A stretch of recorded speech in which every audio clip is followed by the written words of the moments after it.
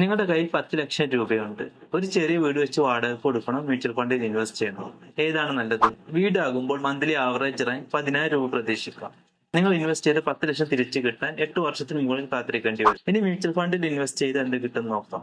ഒരു ഉദാഹരണത്തിന് Parag Parikh flexi cap fund എടുക്കാം. ഈ ഫണ്ട് ഞാൻ പഠനാവശ്യത്തിന് വേണ്ടി മാത്രം എടുത്തതാണ്, ഫണ്ട് റെക്കമെൻഡേഷൻ ആയിരുന്നു. പരാഗ് പാരിക് ഫ്ലെക്സി ക്യാപ് ഫണ്ടിന്റെ ലാസ്റ്റ് 1 ഇയർ റിട്ടേൺ 24% മുകളിലാണ്.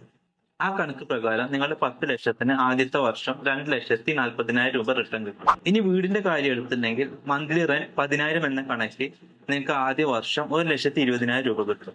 അതിൽ നിന്നും മെയിൻ്റെനൻസും ഡിപ്രീസിയേഷനും കുറച്ചാലാണ് ശരിക്കുള്ള വരുമാനം കണക്കാക്കാൻ സാധിക്കും. വീടിനെ അപേക്ഷിച്ച് മ്യൂച്വൽ ഫണ്ടിന്റെ ലിക്വിഡിറ്റി കൂടുതലാണ്. നിങ്ങൾക്ക് എപ്പോൾ വേണമെങ്കിലും നിങ്ങളുടെ ഫണ്ട് വിഡ്രോ ചെയ്യാൻ സാധിക്കും. വീടാകുമ്പോൾ നിങ്ങൾക്ക് ആദ്യം ഒരു ബയ്യറെ കണ്ടെത്തിയതിനു ശേഷം മാത്രമാണ് വിൽക്കാൻ സാധിക്കൂ. നിങ്ങൾ നിങ്ങളുടെ 10 ലക്ഷം എവിടെയാണ് ഇൻവെസ്റ്റ് ചെയ്യുക? വീടിലോ മ്യൂച്വൽ ഫണ്ടിലോ? നിങ്ങളുടെ അഭിപ്രായം കമന്റ് ചെയ്യും.